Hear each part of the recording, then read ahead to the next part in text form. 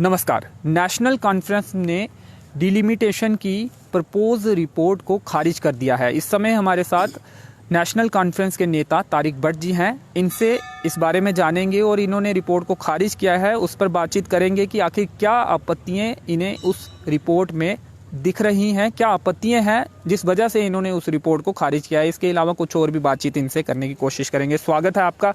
क्यों खारिज की गई, क्या आपत्ति है आपको? शुक्रिया अंचत जी। देखिए, ये जो 2 साल के बाद डिलिमिटेशन की रिपोर्ट जो आई है, एक ड्राफ्ट की रिपोर्ट जो आई है, तो इसको नेशनल फाइनल रिपोर्ट नहीं है अभी, ड्राफ्ट रिपोर्ट जो आई है, नेशनल कॉन्फ्रेंस ने इस रिपोर्ट को सिरे से खारिज कर दिया है। कारण क्या है? कारण उसका ये है, मैं पहले आपको ये बताता हूँ कि डिलिमिटेशन जो होता है, वो जब भी डिलिमिटेशन करवाया जाता है तो उसमें ये देखा जाता है कि इलाका देखा जाता है, उसकी जोग्राफियाई सूरत को देखा जाता है और वहाँ की जो अवाम है, अवाम को देखा जाता है कि अवाम के ख़यालात कैसे हैं, अवाम की जो तमन्ना या अवाम का जो वो क्या चाहते हैं कि किस तरह से उनकी कॉन्स्टिट्यूंसी जो है वो होनी चाहिए। लेकिन ऐसा कुछ नहीं हुआ है। इन्होंने अपनी मनमर्जी से, अपने तरीक़ाकार से, जहाँ इनका दिल कहा वहाँ से इन्होंने लकीर खींच दी। और पॉलिटिकल फायदा लेने के लिए आप ये बिल्कुल 100% पॉलिटिकल फायदा उठाने के लिए पहले से एजेंडा चाहता, ये एजेंडा बिल्कुल तैयार था। और मुझे नहीं लगता, अभी मैं रविंद्र रैना साहब का वो स्टेटमेंट सुन रहा था, वो कह रहे थे कि डिलिमिटेशन कमीशन जो है वो एक इंडिपेंडेंट अदारा है और वो हर डिस्ट्रिक्ट में गया है।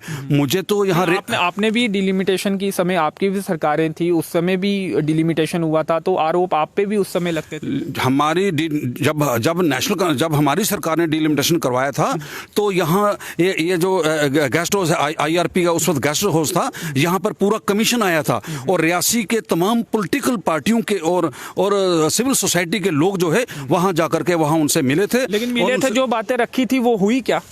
बिल्कुल लोगों के कहने के मुताबिक हुई है, लोगों ने उसको यस किया तभी बना था। और आज जो बनाया, मैं तो ये समझता हूं कि आज का जो डिलिमिटेशन गूल सीट बनाई गई थी, क्या वो भी लोगों की राय लेकर बनाई गई थी? बिल्कुल लोगों की राय लेकर के बनाई गई थी। और तो ये भी तो राय ली गई है, आपका पता नहीं, लेकिन कई सारे नेता यहाँ से गए थे, प्रतिनिधि मंडल, उन्होंने अपना अपना पक्ष रखा। बात ये नहीं है कि कई लीडर गए थे। डिलिमिटेशन कमीशन रियासी कब आया था? जब वो रियासी आके यहाँ के जो होश लोग जो हैं, जो पॉलिटिकल सोच के जो लोग हैं, चाहे वो उसमें सिविल सोसाइटी के हों या पॉलिटिकल पार्टियों के लोग हों, उनसे कब किसी ने पूछा? यहाँ से एक लिस्ट बना करके मैं भारतीय जनता पार्टी के दफ्तर में दे आऊँ जा करके, और वो वहाँ चली जाए तो उस पर दक्षता। बड़े आरोप लगा रहे हैं कमीशन पे आप। बिल्कुल, मैं तो ये कहता हूँ कि डिलिमिटेशन कमीशन ने ये जो ड्राफ्ट रिपोर्ट दी है, ये ड्राफ्ट रिपोर्ट नहीं है, ये ड्राफ्ट ब्लास्ट है, जिसकी वजह से पूरी रियासत के अंदर इन्होंने हलचल मचा दी है। वो कौन सी कॉन्स्टिट्यूंसी है जम्मू कश्मीर के अंदर कि जहां पर इस वक्त धरने, मजारे, जुलूस और प्रोटेस्ट नहीं हो रहे हैं? मैं ये समझता हूं कि ये रिपोर्ट जो है ये बिल्कुल गलत है। और ये आप देखिए, कई कॉन्स्टिट्यूंसियां जो है ख़त्म करके नई कॉन्स्टिट्यूंसियां बनाई है। अब जैसे मैं ये कहना चाहता हूं कि हमारी माता वैष्णो देवी कॉन्स्टिट्यूंसी जो है वो रियासी डिस्ट्रिक्ट के अंदर जो बनाई गई है, हमें कोई इतराज़ नहीं। लेकिन मैं तो ये कहता हूं कि अगर आपने माता वैष्णो देवी कॉन्स्टिट्यूंसी बनाई है तो उसमें रियासी तहसील पूरी डालनी थी ना। आपने रियासी की 2-3 पटवारें तहसील रियासी से बाहर निकाल दी और बाकी उधर डाल करके। एक मेरे मन में सवाल आ रहा है। आज सुबह ही मैंने बलदेव राज शर्मा जी, जो कि एक्स MLA रहे हैं, उनका इंटरव्यू किया। उन्होंने कहा कि हो सकता है जब गूल के वोट निकल जाते, बमाग जो उधमपुर का इलाका है वहां के वोट निकल जाते, तो कहीं 2 कॉन्स्टिट्यूएंसी ना रह जाती यहाँ की, तो हमने 3 कर दी। उन्होंने ये मतलब कमीशन ने 3 कर दी, जो कि अच्छी बात है। उनका ये कहना था। सुनिए मेरी बात, ये एक बहानेबाजी है। 2 कॉन्स्टिट्यूएंसी कैसे रह जाती? मतलब ही नहीं था। 3 कॉन्स्टिट्यूंसियां थी, 3 की 4 बन सकती थी। हमारे वोट ज्यादा, 3 की 4 बन सकती थी। हमने कौन सी अक्लमंदी की कि हमारी अपनी कॉन्स्टिट्यूंसियों के इलाके काट करके हमने दूसरे इलाके को दे दिए? ये कौन सी अक्लमंदी है? बाकी रही बात यह कि रियासी के वजूद को खत्म करने की कोशिश की है, चाहे उसमें BJP के लोग हों, चाहे जो भी हों, किसी भी पार्टी का आदमी हो। रियासी एक डिस्ट्रिक्ट हेडक्वार्टर है। मैं ये समझता हूँ कि माता वैष्णो देवी एक पवित्र स्थान यहाँ पे है, जिसको वो एक आस्था है और पूरे देश की आस्था उसके साथ जुड़ी हुई है। हम भी माता वैष्णो देवी की कदर करते हैं, उनका एहतराम करते हैं। अगर माता वैष्णो देवी कॉन्स्टिट्यूंसी बनानी थी हमें कोई इतराज नहीं था, मगर उसमें तहसील रियासी, तहसील बमाग, तहसील कटरा पूरा रखते ना। आपके स्पष्ट तौर पर ये मांगे रियासी तहसील को पूरे तरीके से वहां बिल्कुल बिल्कुल पूरे तरीके से वहां पर लग जाती तो हम मानते कि नहीं चलो ठीक है भाई। आप उस कॉन्स्टिट्यूएंसी का हिस्सा रहना चाहते? बिल्कुल बिल्कुल हम उसका रहना चाहते थे। ये थोड़ी बात है कि हमें एक कोना बना दिया रियासी को। रियासी डिस्ट्रिक्ट हेडक्वार्टर है। आप देखिए साबलाकोट कहाँ है, आप देखिए ठेरू सुजानपुर कहाँ है, आप देखिए भांबला कहाँ पे है। अब पता चलेगा रियासी मतलब रियासी के नेताओं को जरूर पता चलेगा। हमें वो दिन भी याद है कि जब ये 2 कॉन्स्टिट्यूंसियां होती थी और हमें साबलाकोट तक 2-3-2.5 दिन लगते थे वहां पैदल पहुंचने में। तो वहां जाते थे वो नाड़कोट, प्राणकोट, ढकीकोट, जब हम वोट मांगने के लिए जाते थे। आज वहां के मैं कहता हूं अरनास के अंदर, ठाकराकोट के अंदर और या पूरे भमाग के अंदर या पौनी के अंदर आज बच्चा लीडर है। आज कोई किसी की सुनने को तैयार ही नहीं है। तो आज रियासी के लोग जाएंगे वहां वोट मांगने के लिए, अंदर घुसने नहीं देगा कोई वहां पर। आज तो मैं ये समझता हूं कि ये रियासी के साथ बड़ी नाइंसाफी की गई है और रियासी के लोगों को लताड़ने की कोशिश की गई है। इस लिहाज से चाहे जिसने भी ये काम किया, बाकी डिलिमिटेशन कमीशन जो होता है उसका एक तरीकाकार होता है। वो जोग्राफियाई सूरत हाल को देखते हैं, वो लोगों के जज्बात देखते हैं। आप मुझे ये बात बताइए कि ये जो हमारे पोलिंग बूथ बनते हैं, क्यों बनाया जाता है उनको? पोलिंग बूथ इसलिए जगह जगह बनाए जाते हैं ताकि लोगों को वोट डालने में आसानी हो। तो आप देख लीजिए कि कहाँ है इन्होंने पार्लियामेंट का जो एक गड़बड़ी की है। पुंछ रजौरी को अनंतनाग के साथ लगा दिया। ये कौन सी जुआजियत है? कल कठुआ को अगर आप पुंछ के साथ लगाएंगे, क्या कठुआ के लोग मानेंगे? क्या पुंछ के लोग मानेंगे? ये तो जोर जबरदस्ती की बात है। मैं तो ये कहता हूं कि इस डिलिमिटेशन कमीशन जो है, इन्होंने रियासत हमारे जम्मू कश्मीर के चीथड़े करके रख दिए हैं।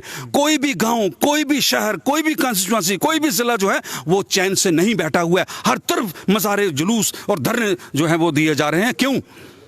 लोगों के जज्बातों की ये लोग कदर ही नहीं करते। डिलिमिटेशन जो होता है वो एक बड़ा काबिल एहतराम कमेटी होती है। उसे लोगों के ख्यालात सुनने होते हैं, लोगों की बात सुन करके अपना फैसला देना होता है, जो कि उन्होंने नहीं किया है। और मैं ये समझता हूं कि अभी भी मौका है कि डिलिमिटेशन कमीशन जो है वो सीधे रास्ते पे आकर के सही काम करे। और मैं ये कहता हूं कि ये डिलिमिटेशन कमीशन की जो रिपोर्ट आई है, उस डिलिमिटेशन कमीशन के 3 मेंबर पार्लियामेंट तो ये भी हैं। क्या इनकी सहमति हुई इसमें? जब आपके मेंबरों की सहमति नहीं है, वो कैसा डिलिमिटेशन कमीशन है? 2 मेंबर।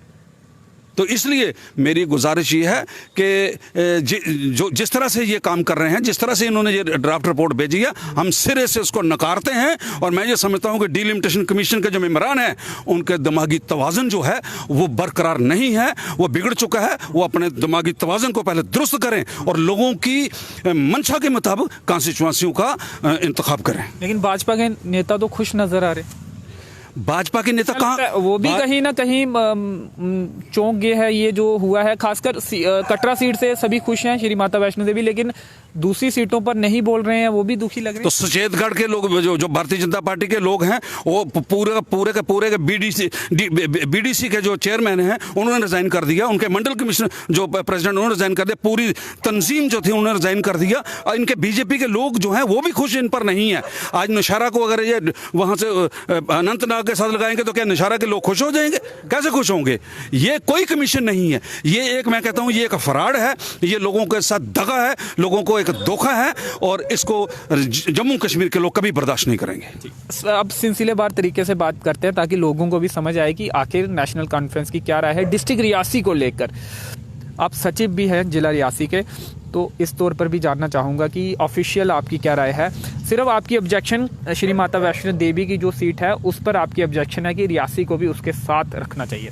बिल्कुल, अगर वो कॉन्स्टिट्यूंसी बनी, माता वैष्णो देवी कॉन्स्टिट्यूंसी बनी है, तो तहसील रियासी को पूरा वहां पे डालना था।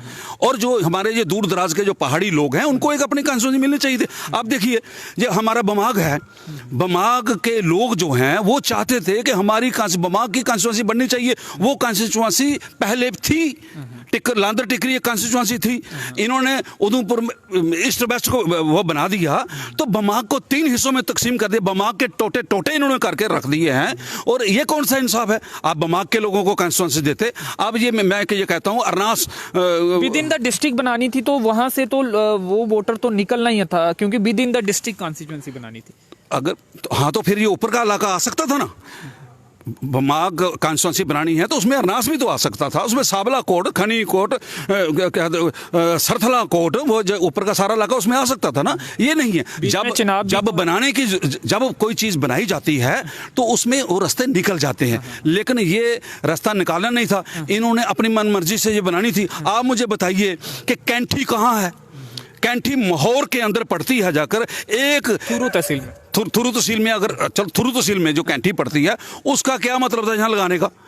अगर थुरू तहसील इन्होंने माहौर के साथ लगाई तो कैंठी एक बीच में से एक पंचायत जो है वो उठा करके जब गांव जो है वो रियासी के साथ लगा दिया। दूसरी तरफ पड़ता है, इसलिए शायद क्या दूसरी तरफ पड़ता है जो मेन एरिया है तहसील का। वो बात यहाँ पर कहना नहीं चाहता हूँ कि आखिर हम समझते हैं कि कैंठी को क्यों यहाँ पर लगाया है, क्योंकि वहाँ पर 80 और 20 का फर्क था, क्योंकि 80 की जरूरत थी, 20 की नहीं जरूरत थी, उसके उनको फर्क नहीं पड़ता था, इसलिए कैंठी रियासी के साथ लगा दी। तो कैंठी के लोगों के साथ क्या ये इंसाफ है? ये बिल्कुल बेइंसाफी है। मैं ज़ाती तौर पर किसी के खिलाफ नहीं, किसी का, मैं सबका एहतराम करता हूँ, लेकिन मैं जो हमारा डिलिमिटेशन कमीशन जो है, मैं उनसे ये इल्तजा करता हूँ और रियासती सरकार से भी इल्तजा करता हूँ, भारतीय जनता पार्टी के लोगों से भी ये कहना चाहता हूँ कि जिसके मुकद्दर में MLA बनना होगा वो कोई इसको रोक नहीं सकता है ना। अयूब खान साहब जो थे वो बनहाल से उठ करके रियासी में आके MLA बन गए, और वो माहौर से ऊपर से वो तो हारते रहे और यहाँ बन गए आकर के, उनके मुकद्दर में था। तो लेकिन इस किस्म की गेमें करके, तो इस किस्म के जो चालें चल करके ये आम जनता को जो है नुकसान पहुँच रहा है, ये नुकसान नहीं पहुँचना चाहिए। मैं आपके माध्यम से रियासती सरकार से भी कहना चाहता हूँ, भारतीय जनता पार्टी के लोगों से भी कहना चाहता हूँ, और मैं डिलिमिटेशन कमीशन से भी ये बात कहना चाहता हूं कि इंसाफ करें। आपके हाथ में कलम परमात्मा ने दी है, और ये कलम बार बार नहीं आएगी, ये ताकत बार बार नहीं आएगी। आप उस परमात्मा को और माता वैष्णो देवी को, या जिसको भी आप अपना परमात्मा मानते हैं, उनको मद्देनजर रखते हुए, उनको हाजिर नाजर रखते हुए जम्मू कश्मीर के लोगों के साथ इंसाफ करें, और जम्मू कश्मीर के लोगों के जज्बात को समझें, उनके ख्वाहिशात को समझें, उनके ख्वाहिशात के मुताबिक कॉन्स्टिट्यूंसियों का जो है वो इंतखाब करें, ताकि लोग अमन और चैन और अपनी मर्जी से जाकर के आसानी से अपना वोट का इस्तेमाल करें और अपना नुमाइंदा चुन सकें। अब क्या जानकारी है कि 15 के बाद जो 14 के बाद पब्लिक डोमेन में ये रिपोर्ट जो है आ जाएगी, उसके बाद क्या पब्लिक भी ऑब्जेक्शन कर सकती है? देखिए, ऑब्जेक्शन तो पब्लिक कर सकती है अगर ये चाहें तो, लेकिन ये इनकी मर्जी है, ये किससे ऑब्जेक्शन लेने हैं, किससे नहीं लेने हैं। ये आज की जो सरकार है, ऐसी सरकार हमने कभी नहीं देखी। इनका ये क्या करते हैं कि रात को इनको कोई सपना आता है, या इनके किसी फाइल में कोई अड़चन आती है, सुबह 4 आदमी बैठते हैं, कानून को चेंज कर देते हैं और अपना काम निकाल लेते हैं। तो हमें इनसे कोई उम्मीद नहीं है। हाँ, अलबत्ता अगर परमात्मा का कहीं खौफ या डर इनमें आ जाए तो कोई ये दुरुस्त फैसला कर पाए, तो मैं ये कहता हूं कि उस परमात्मा का भी हम शुक्रिया अदा करेंगे और इनका भी शुक्रिया अदा करेंगे कि कहीं ऐसा तो नहीं NC का जो राजनीतिक समीकरण है वो इससे बिगड़ा हो, इसलिए आप ज़्यादा नाराज? मैं ये कहता हूँ कि जिस तरह से इन्होंने कॉन्स्टिट्यूंसी बनाई है, हमें इस बात का किसी किस्म का फर्क पड़ने वाला नहीं। हम तीनों सीटें निकालेंगे ये, और रियासी और बलदेवराज शर्मा जी आज पूर्व विधायक ये कह रहे थे कि तीनों सीटें वो लेंगे, सीटें 3 हैं, 3 आप भी दावा कर रहे हैं। देखिए, मैं आपको बताता हूं कि अब स्थितियां बदल चुकी हैं। अब लोगों के अंदर सरकार के खिलाफ जो गुस्सा है वो फूट कर सामने आएगा, और आज की डेट में नेशनल कॉन्फ्रेंस पर लोग नज़र लगाए हुए हैं कि जो तामीर व तरक्की, जो लोगों की भलाई के लिए जो काम नेशनल कॉन्फ्रेंस ने किए हैं वो आज तक कोई नहीं कर पाया है। बाकी रही बात यह कि इलेक्शन जो आप निकालेंगे, ये कांग्रेस के साथ मिलकर निकालेंगे या अकेले अपने दम पर नेशनल कॉन्फ्रेंस निकालेंगे? देखिए, कांग्रेस के साथ मिलकर भी निकालेंगे, और कांग्रेस के साथ अगर अलायंस नहीं हुआ तो भी निकालेंगे। तो फिर अगर ऐसे निकाल सकते हैं तो अलायंस क्यों करेंगे? अलायंस की हमें क्या जरूरत है? हम सीटें निकालेंगे, आप देखना।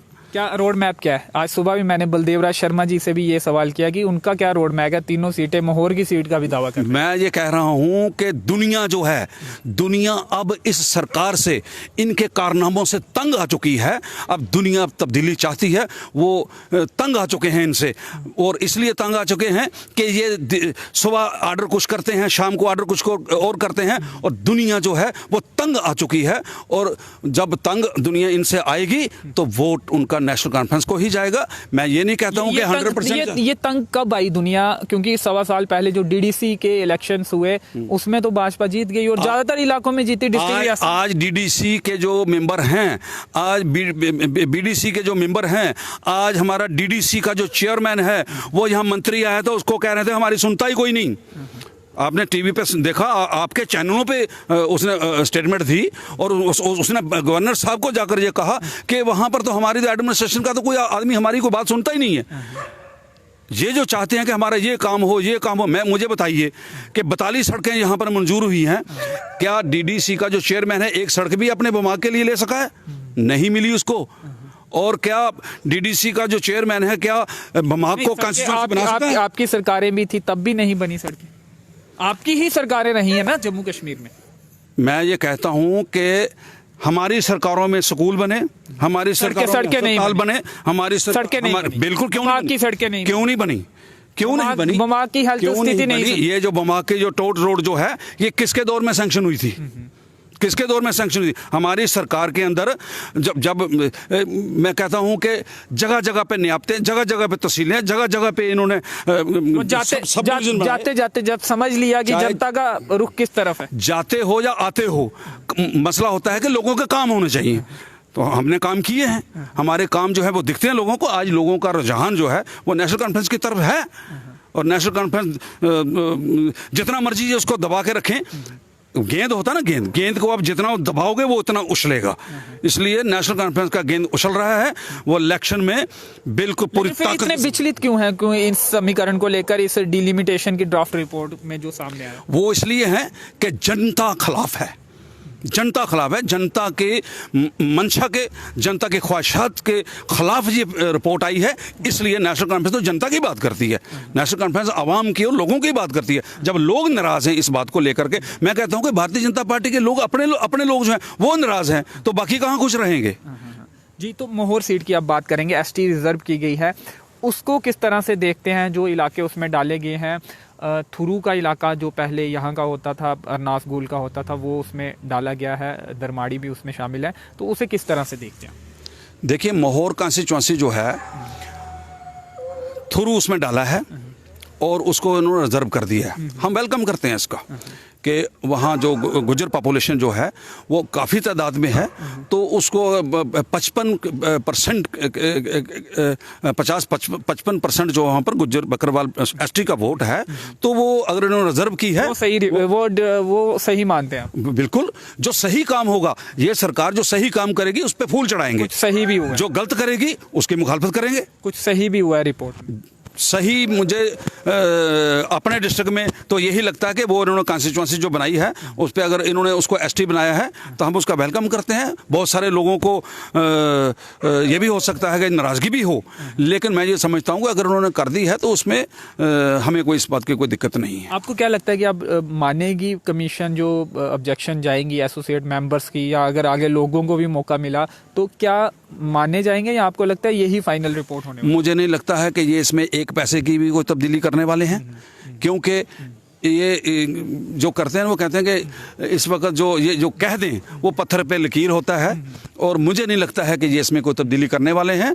अगर अक्लमंदी करेंगे, अगर होश की दवा खाएंगे, तो अगर उस परमात्मा से डरेंगे तो ये फिर एक बार नज़रसानी इसको करें और इसकी दुरुस्ती करें, ताकि आवाम और लोग ये समझें कि वाकई डिलिमिटेशन कमीशन के जो लोग आए थे ये गैर जानबदाराना थे, इन्होंने कोई पक्षपात नहीं किया है और इन्होंने अच्छा फैसला किया है। हम वो चाहते हैं। इस वक्त तक की जो रिपोर्ट आई है ये यकतरफा फैसला है, ये लोगों की आवाम के खिलाफ ये फैसला है। जी, चलिए, तो अब दूसरे मुद्दे पर बात करते हैं। कल हमने देखा कि प्रदर्शन भी किया गया, कांग्रेस के जुगल जी भी साथ थे और आप भी थे, और भी कुछ पॉलिटिकल पार्टियों के लोग, और ट्रैक्टर ट्राली वाले थे। डीसी रियासी ने मुलाकात का समय दिया या आपको जानकारी नहीं है क्या हुआ उसके बाद? देखिए, मैं उसमें प्रोग्राम में शामिल था। कल का जो प्रोग्राम था वो किसी एक पार्टी का नहीं था, वो मुश्तरका सारी पार्टियों का प्रोग्राम था।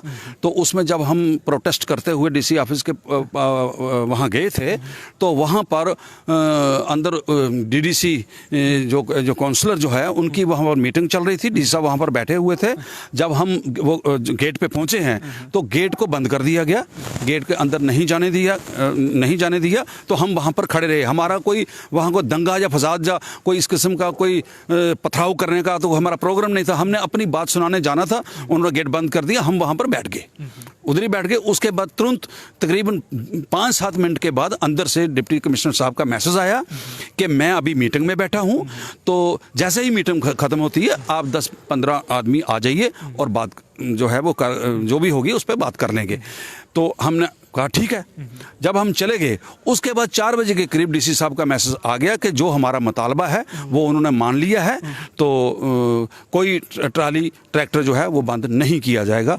तो जहाँ तक वो रेटों का सवाल था कि जो अच्छा ये हो गया, कार्रवाई नहीं होगी, अब कार्रवाई नहीं होगी, ले जा सकते हैं। हाँ, बिल्कुल। जब ये किसने कहा? ये और आप भी वहाँ मौजूद थे? कमिश्नर साहब का मैसेज आया था और फिर उसके बाद हमने अगली जो अगला जो प्रोग्राम था हमने उसको ख़त्म कर दिया। हाँ, अगर इसमें हमारे साथ वो धोखा करते हैं तो फिर पीछे हटने वाले हम भी नहीं हैं। लेबर का रेट बढ़ाने की भी बात हुई? लेबर का, हाँ बिल्कुल, लेबर का जो रेट है अब इन्होंने 1.5 रुपया स्क्वायर फुट के हिसाब से रखा है। 100 फुट में की ट्राली जो है उसको 150 रुपया देना है।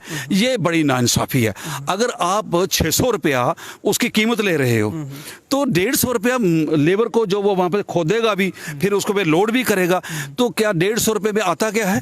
क्या मैं कहता हूँ कि अगर एक आदमी एक ट्राली भरने लगे तो शाम तक वो एक ही ट्राली भरेगा, तो उसको क्या चट्टी पड़ी ट्राली भरने की? वो तो सड़क पे काम करेगा, उसको 500 रुपया ठेकेदार से मिलता है। तो मैं ये कहता हूं कि आप एक काम करिए, तो 6 रुपया जो रेट रखा है उसमें से 5 रुपया कर दीजिए ना, तो 1 रुपया उसको दे दीजिए। 1 रुपया अपने से भी देना, लोगों के जेब से क्यों निकालते हो? अपने से निकाल। मैं ये कहता हूं कि सरकारी कंट्रोल जो होता है, हमें आटा कंट्रोल पे मिलता था, चीनी कंट्रोल पे मिलती थी, यहाँ तक कि ये टीन की चादरें जो थी ये कंट्रोल से मिलती थी।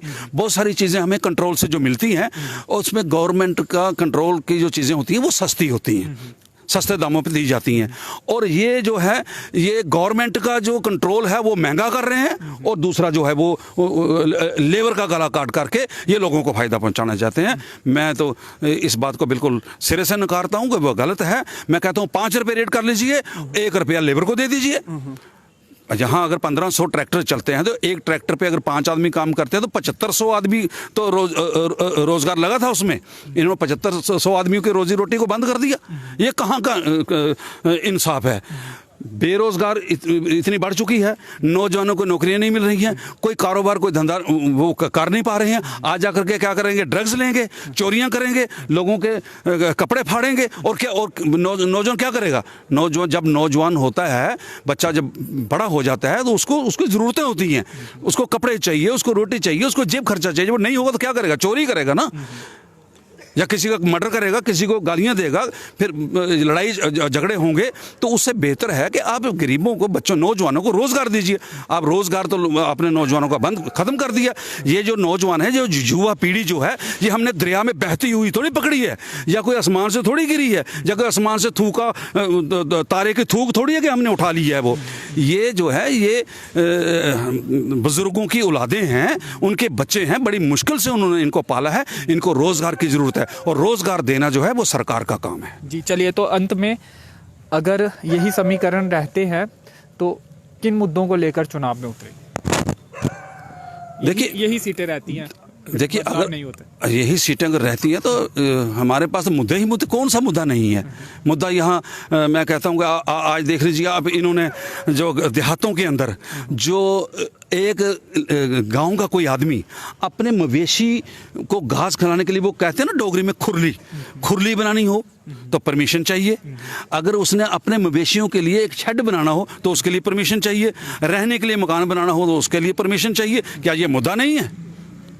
इसी और फिर आप देखिए, मैं कहता हूं कि ये कर क्या रहे हैं कि देखिए, आप गरीब ने, किसी गरीब को, जब कोई बीपीएल में है, बीपीएल के किसी आदमी को आप क्या कहते हैं, प्राइम मिनिस्टर आवास योजना के तहत 2.5 लाख रुपए देते हो ताकि वो मकान बना ले, और एक गरीब आदमी अपने पैसे से 1,60,000 1,60,000, चलो ग्रामीण में 1,60,000, यहाँ पे थोड़ा ज्यादा है। तो अगर आप उसको मकान बनाने के लिए पैसे देते हो, तो अगर किसी गरीब आदमी ने अपने पैसों से, अपनी मेहनत से अपना मकान बना लिया है, उसको आप गिरा देते हो। उसको गिराने के बाद वही जगह एक लैंडलॉर्ड को, एक सरमाएदार को अलॉट कर देते हो पैसे लेकर के।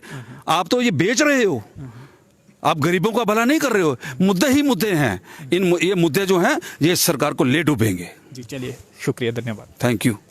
तो खारिज किया है डिलिमिटेशन की जो ड्राफ्ट रिपोर्ट है एसोसिएट मेंबर्स के साथ शेयर की गई है, क्योंकि नेशनल कॉन्फ्रेंस के जो एमपीज हैं उनके साथ भी शेयर की गई है, और उसे पढ़ने के बाद पार्टी का जो ऑफिशियल बयान है कि इस रिपोर्ट को नेशनल कॉन्फ्रेंस खारिज करती है। उसके बाद नेशनल कॉन्फ्रेंस के सचिव, डिस्ट्रिक्ट रियासी के सचिव तारिक भट्ट जी से हम बातचीत कर रहे थे। उनका भी ये रुख था, उनका ये कहना था कि रियासी तहसील को श्री माता वैष्णो देवी कॉन्स्टिट्यूंसी जो बनाई गई है उसका हिस्सा बनाया जाना चाहिए था। इसके साथ ही कुछ और भी मुद्दे उन्होंने यहाँ पे उठाए हैं, और ये कहा है कि जब भी इलेक्शन होगी उनके पास कई सारे ऐसे मुद्दे हैं जिनको लेकर वो जनता के बीच में जाएंगे, और ये भी दावा कर रहे हैं कि रियासी जिले की तीनों जो विधानसभा सीटें होंगी वो जीतेंगे। तो चलिए, ये तो जनता ही बताएगी कि इलेक्शन के बाद क्या परिणाम होंगे और जनता किसे जिताएगी, किसे अपना नेता बनाएगी, किसे विधायक बनाएगी। तो चलिए, फिलहाल इस इंटरव्यू में इतना ही। मेरे सहयोगी संयम के साथ मुझे दीजिए अनुमति। धन्यवाद।